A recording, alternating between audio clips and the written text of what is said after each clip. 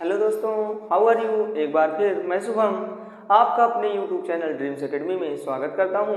जैसा कि अब तक हमने सीखा, प्रयोग को सीखा, मैंने सोचा क्यों ना आर्टिकल पे एक वीडियो बना दी जाए, क्योंकि यूपी बोर्ड का पेपर भी है और आर्टिकल उसमें आने वाले हैं 1-2 नंबर के।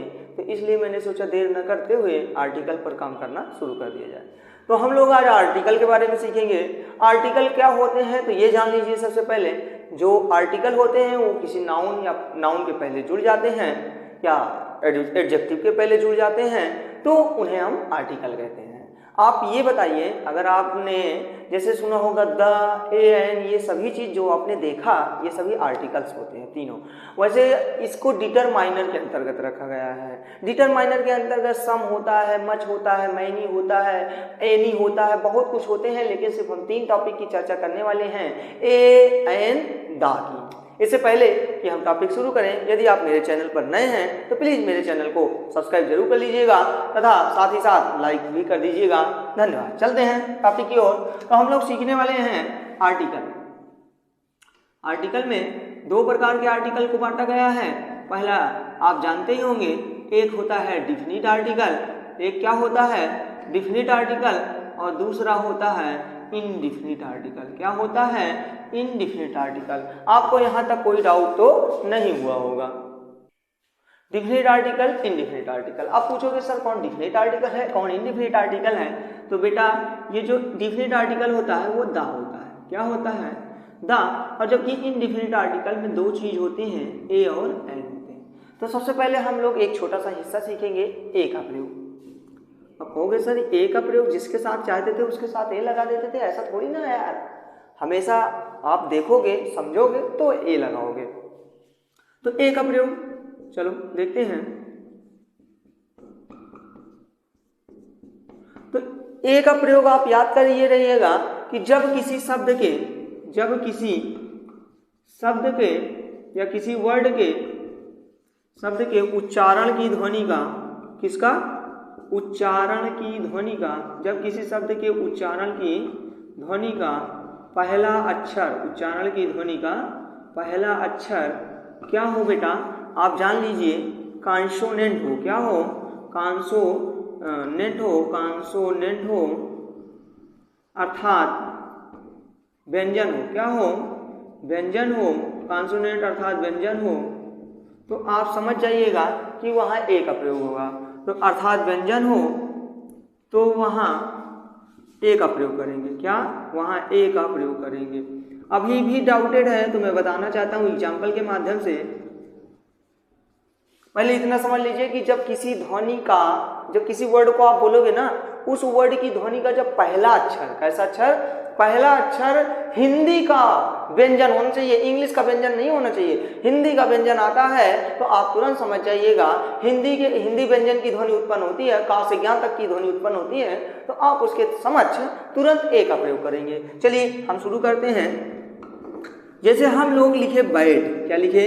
बैट। तो यहाँ पे ध्यान से देखिए। तो बैट हमें इंग्लिश कॉन्सोनेंट से मतलब नहीं है, हमें हिंदी कॉन्सोनेंट से मतलब है। किस कॉन्सोनेंट से? हिंदी कॉन्सोनेंट से। तो बा, यहाँ पे ध्यान से देखिए, बा शब्द आया कि नहीं? तो इसलिए इसके समक्ष आप क्या लगाओगे? ए लगाओगे। और जब ए लगा दोगे ना तो ये स्मॉल लेटर में लिखा जाएगा, ए बैट। जैसे हो गया। दूसरा हम लोग एग्जाम्पल देते हैं नाइफ। क्या देखते हैं? नाइफ। तो यहाँ पे ध्यान से देखिए, के शब्द आया है। के शब्द साइलेंट है, उस से मतलब नहीं है, इसकी हिंदी ध्वनि देखिए, बस हिंदी। नाइफ। तो यहाँ पे ना आया है। क्या आया है? ना। तो इसलिए यहां भी क्या प्रयोग करोगे? ए का प्रयोग करोगे। और 2-3 एग्जाम्पल देखते हैं। जैसे आ गया काकरोच, आ गया COCKROACH, काकरोच आ गया। तो काकरोच के लिए आप किसका प्रयोग करोगे? तो ए का प्रयोग करोगे, क्योंकि कॉकरोच का आ रहा है ध्वनि। तो मतलब हमारे ख्याल से ए का प्रयोग आपको आसानी से आ गया होगा। ए में कुछ करने की जरूरत नहीं है, बस इतना जानना है कि जब ध्वनि का से ज्ञा के बीच में हो तो वहां ए का प्रयोग करेंगे। अभी हम आज एक्सरसाइज भी हल कराएंगे ताकि आप कंफर्मेशन हो जाए, आपको पता चल जाए कहाँ ए और एन का प्रयोग होगा। और इतनी एक्सरसाइज आप हल कर लेंगे ना तो यही यूपी बोर्ड में भी आ जाएगा, मुझे पूर्ण विश्वास है। चलते हैं, अब हम लोग सीखते हैं एन का प्रयोग। किसका? एन का प्रयोग। अब कहोगे सर ये एन का प्रयोग क्या है, तो मैं बताना चाहता हूं एन का। जब, ध्यान से सुनिएगा भैया, जब किसी वर्ड के या किसी शब्द के उच्चारण की ध्वनि का पहला अक्षर क्या हो, स्वर हो। हिंदी का स्वर हो, इंग्लिश का नहीं। इंग्लिश का स्वर गड़बड़ कर देगा सब। हिंदी का स्वर हो तो आप जान लीजिए तो वहां आप इतना समझिएगा, वहां ऐन का प्रयोग करते हैं। किसका प्रयोग करते हैं भैया? ऐन का प्रयोग करते हैं। आप एकदम ध्यान से समझिए ऐन का प्रयोग कहाँ करते हैं। तो आप इतना जान लीजिए कि जब किसी शब्द के उच्चारण की ध्वनि का पहला अक्षर स्वर हो, स्वर वही छोटा आ से आहा तक, छोटा बड़ा छोटी बड़ी, यही स्वर है। तो अगर ये शुरू होता है तो वहां आप ऐन का प्रयोग करोगे। जैसे मैंने लिखा ICE, अब बताइए यहाँ पे आइस और यहाँ पे क्रीम जोड़ दिया गया, तो यहाँ पे पहला ध्वनि आया आया कि नहीं आया? तो यहाँ पे आपको सोचने की बात नहीं है, यहाँ पे आप ऐन लगा देंगे। क्या लगा देंगे? ऐन लगा देंगे। इसी प्रकार हम एलिफेंट की बात करते हैं, तो एलिफेंट में आप देखेंगे यहाँ पे पहली ध्वनि क्या है? ई आई है। क्या आई है? ई। तो इसलिए यहाँ पे किसका प्रयोग करोगे? ऐन एलिफेंट। अभी हम ऐसे 20 वर्ड को लिखेंगे। कितने वर्ड को लिखेंगे? 20 वर्ड को, ताकि आप आसानी से सीख सकें कि उन 20 के साथ कहाँ कहाँ ऐन का प्रयोग करेंगे। चलिए हम कुछ शब्दों को लिखे हैं और उन शब्दों में हम जानेंगे कि ऐन का प्रयोग क्यों हो रहा है। तो यहाँ पे देखिए, आप पहला शब्द मैंने लिखा है हावर। आप लोग आवर पढ़ते हैं, लेकिन रियल में पढ़ा जाता है इसको आवर। क्या पढ़ा जाता है? आवर। इसलिए इसके साथ ऐन लगेगा। क्या लगेगा? ऐन। जैसे ये हानेस्ट, आप भले HONEST को हानेस्ट पढ़ते हैं, लेकिन रियल में इसको आनेस्ट पढ़ा जाता है। इसलिए इसकी हिंदी ध्वनि पहला देखिए आ आया है, इसलिए यहाँ पे ऐन लगेगा। क्या लगेगा? ऐन लगेगा। अब यहाँ पे देखिए यच। क्या है? यच आया है, तो यच को बोलेंगे हानरेबल बोलेंगे। क्या बोलेंगे? ऑनरेबल। हम लोग हानरेबल पढ़ते हैं, लेकिन रियल में इसको पढ़ा जाता है ऑनरेबल। तो पहला अक्षर आ आया है, इसलिए यहाँ पे ऐन का प्रयोग करोगे। ये बताइए ऑरेंज आया, ओ आया है नहीं आया है? तो इसलिए आप यहाँ पे क्या प्रयोग करोगे? आ ध्वनि आया है, आ ध्वनि आने के कारण इसको यहाँ पे ऐन का प्रयोग करोगे। इंक आया है, ध्यान से देखिए छोटी ई आया है, इसलिए यहाँ पर भी आप ऐन का प्रयोग करोगे। किसका प्रयोग करोगे? ऐन का प्रयोग करोगे। ये एग आया है, देखो एग का पहला अक्षर ई आया है। ईग से नहीं मतलब है, मैं बार बार समझा रहा हूँ, ईग नहीं, हिंदी ध्वनि देखिए आप। अगर हिंदी ध्वनि का पहला अक्षर ई आया है, ईग चाहे पढ़ो चाहे ए पढ़ो, तो ए आता है तो ऐन लगेगा। क्या आएगा? अब देखो ये EIR लग रहा है हियर पढ़ा जाएगा, लेकिन ईयर पढ़ा जाएगा। और हियर माने होता है उत्तराधिकारी। क्या होता है? उत्तराधिकारी होता है बेटा। क्या होता है? उत्तराधिकारी। और उत्तराधिकारी के साथ ऐन लगता है तो ऐन हियर हो जाएगा। क्या हो जाएगा? हियर। अब ये जैसा लग रहा है यू से आया है 100%, आप महसूस कर लिए होंगे कि ऐन लगेगा, तो लगेगा सही है, लेकिन हम इंग्लिश ध्वनि पे नहीं जाते हैं, हम हिंदी ध्वनि पे जाते हैं। किस ध्वनि पे जाते हैं? हिंदी ध्वनि पे जाएंगे, नहीं तो एक आध दिन आप कंफ्यूज हो जाओगे और ट्रांसलेशन गलत करके चले आओगे। आपका एक नंबर कीमती है यूपी बोर्ड में टॉप करने के लिए। यहाँ पे यू आया है तो यहाँ पे ऐन लगेगा, तो ऐन अम्ब्रेला हो जाएगा। क्या हो जाएगा? ऐन अम्ब्रेला हो जाएगा। अब यहाँ पे देखिए ओ आया है, ओ का मतलब हो गया आउल, तो यहाँ ऐन आउल हो जाएगा। क्या हो जाएगा? ऐन आउल हो जाएगा, क्योंकि यहाँ पे ध्वनि आया है। क्या आया है? आया है। अब ये बताइए ओक्स का मतलब आ ध्वनि निकल रहा है। जब ध्वनि आ निकले तो तुरंत समझ जाइए क्या लगेगा? ऐन लगेगा। यहाँ पे एप्पल भी देख लीजिए, यहाँ पर भी एप्पल की पहली ध्वनि ए है, आ ध्वनि निकल रही है, इसलिए ऐन लगेगा। मैं यहाँ पे ईजी लिखा हूँ, ईजी अकेले नहीं यूज होगा, ईजी के साथ कुछ जुड़ेगा, वर्क जुड़ेगा, कुछ ना कुछ जुड़ेगा, तब जाके ये ऐन ईजी वर्क। क्यों? क्योंकि यहाँ की पहली ध्वनि आया है ई। अब बताइए यूरोपियन। अब यहाँ पे हुआ फंसाने वाला खेल। अब बताइए यहाँ पे यूरोपियन जैसे लग रहा है कि ई आया है तो 100% ऐन लगेगा, लेकिन ये गलत जवाब है बेटा। यहाँ पे ए लगेगा। क्या लगेगा? ए लगेगा। क्यों लगेगा? क्योंकि यहाँ पे ई भले आया है, लेकिन हिंदी ध्वनि क्या बोलती है? यूरोपियन। क्या बोलती है? यूरोपियन। यहाँ पे या शब्द आया है। क्या आया है? या। और मैं यही बार बार बताता हूँ, अगर का से ज्ञा तक की ध्वनि निकले तो आप क्या लगाओगे? ए लगाओगे। और जबकि ध्वनि अगर क्या निकलती है? छोटा आ से आहा तक के बीच में निकलती है तो आप ऐन लगाओगे। क्या लगाओगे? ऐन लगाओगे। अब ये बताइए ईविल का पहला अक्षर है ई, तो यहाँ पे तुरंत आप समझ गए होंगे कि यहाँ पे ऐन लगेगा। हमारे ख्याल से ए ऐन का प्रयोग आपको अच्छी तरीके से आ गया होगा, कोई डाउटेड नहीं होगा। अब हम लोग सीखेंगे द का प्रयोग। बच्चे हमसे बहुत बार पूछे, सर द कब पढ़ा जाता है? द कब पढ़ा जाता है और कब यही THE को दी पढ़ा जाता है। तो मैं एक शब्द बताना चाहता हूं आपको, द तब पढ़ा जाएगा जब पहला वर्ड आपका क्या हो, कॉन्सोनेंट होगा, तो आप तुरंत उसको दा पढ़ोगे। क्या पढ़ोगे? दा। जब पहला वर्ड कॉन्सोनेंट हो तो दा, और जब पहला वर्ड आप लोगों का याद करने रहना वावेल हो, क्या हो, वावेल हो, तो आप तुरंत समझ जाना कि उसको दा नहीं पढ़ा जाएगा, दी पढ़ा जाएगा। कैसे? देखते हैं, दो चार शब्द ध्यान से देखिएगा। द ताजमहल, ध्यान से देखिए, यहाँ पे पहला अक्षर द आया, टी आया है, टी का मतलब ताजमहल, द ताजमहल, ता आया है कि नहीं आया, इसलिए यहाँ पे ता मतलब छोटा का से क्या के बीच में तो दा। अब कहोगे सर दी का बताइए, तो मैं बताने चल रहा हूं, तो दा, इसको दा पढ़ा जाएगा, लेकिन अभी जब ये आगे वाला शब्द बताएगा तो बताएगा कि दी पढ़ा कैसे जाएगा।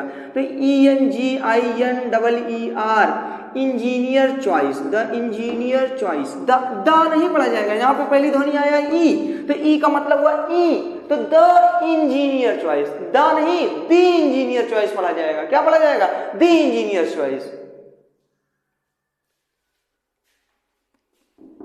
समझ में आ गया होगा दा का प्रयोग। अब हम लोग सीखने वाले हैं दा का प्रयोग कहाँ कहाँ किया जाता है। तो दा का प्रयोग ये दी पढ़ा जाएगा। क्या पढ़ा जाएगा? दी पढ़ा जाएगा। अब हम लोग सीखने वाले हैं दा का प्रयोग कहाँ कहाँ किया जाएगा।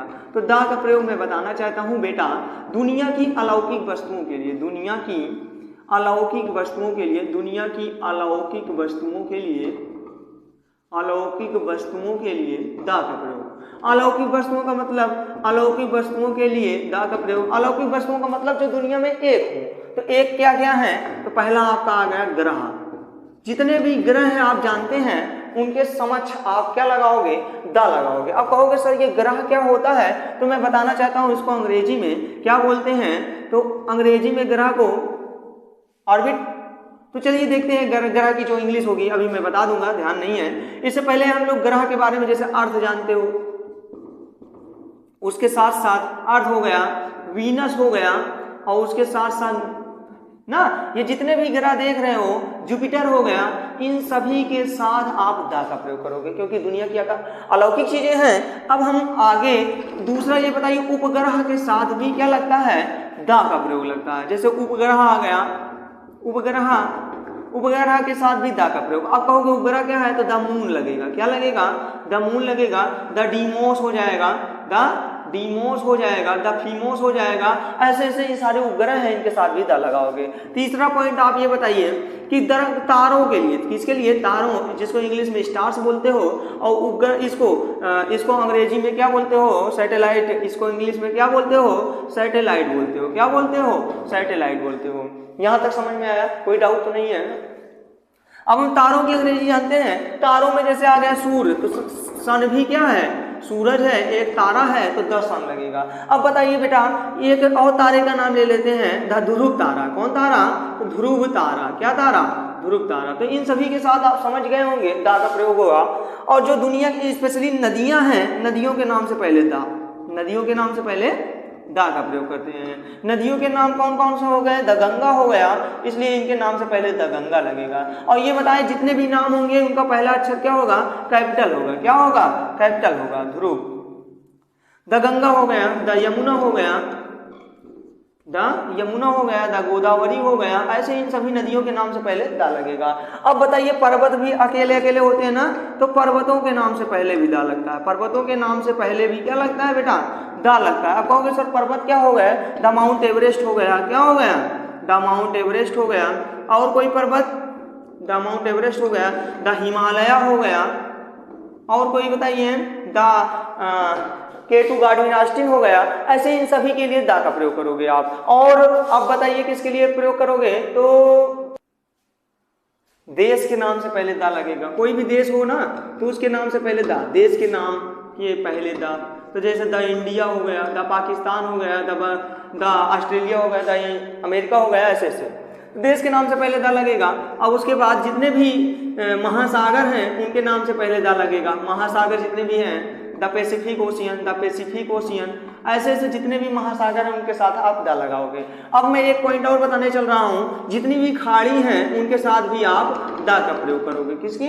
दमन्नार की खाड़ी ऐसे बोल सकते हो, the Mannar, the way of Mannar ना, बे माने खाड़ी होता है, द बे ऑफ मन्नार।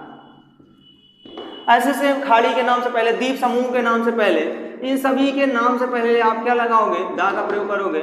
और एक बात बताऊं बाबू, जो धार्मिक पुस्तकें होती हैं, कौन पुस्तकें? धार्मिक पुस्तकें। धार्मिक पुस्तकें क्या होती हैं? जैसे दा, रामायण हो गया, रामायण के पहले दा का प्रयोग करोगे। और किसके पहले दा का प्रयोग करोगे?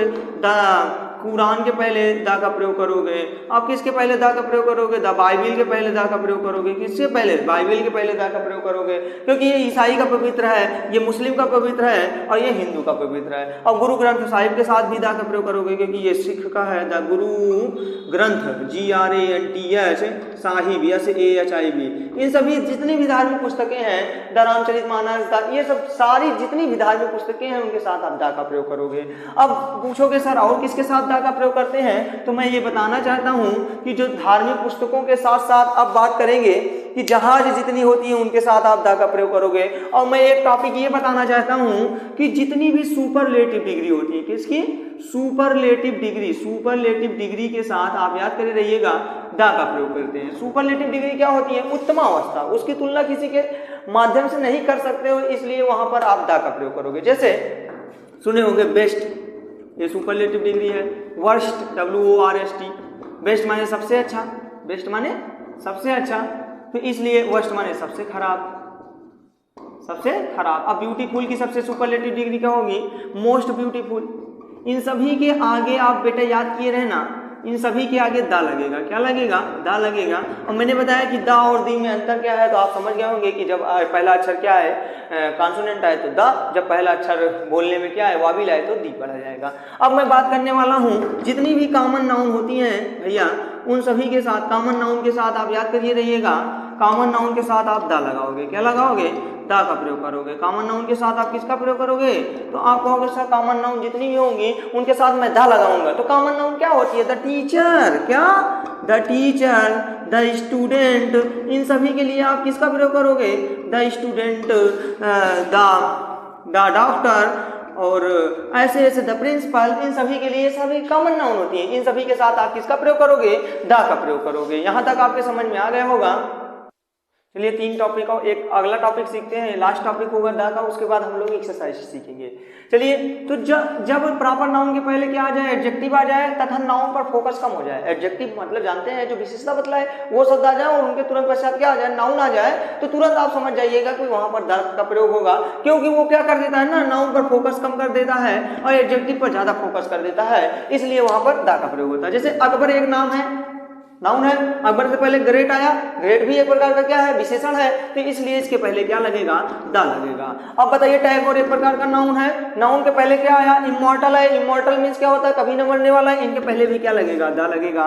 अब ये बताइए द इंग्लैंड, इंग्लैंड के लोग, इंग्लैंड की विशेषता क्या बतला दिया? इंग्लैंड के लोग, इसलिए यहाँ पर भी क्या लगेगा? दा लगेगा। हमारे ख्याल से दा का कॉन्सेप्ट आपके पूरा समझ में आ गया होगा। अब हम सीखने वाले हैं 5 एग्जाम्पल लेंगे और उसमें आपसे फिल कराएंगे कि किसके साथ दा लगेगा, किसके साथ ए लगेगा, किसके साथ एन लगेगा। आपके सामने हमने 5 एग्जाम्पल लिए हैं और 5 एग्जाम्पल में हम सीखेंगे कहाँ पे एन लगता है, कहाँ पे ए लगता है और कहाँ पे दा लगता है।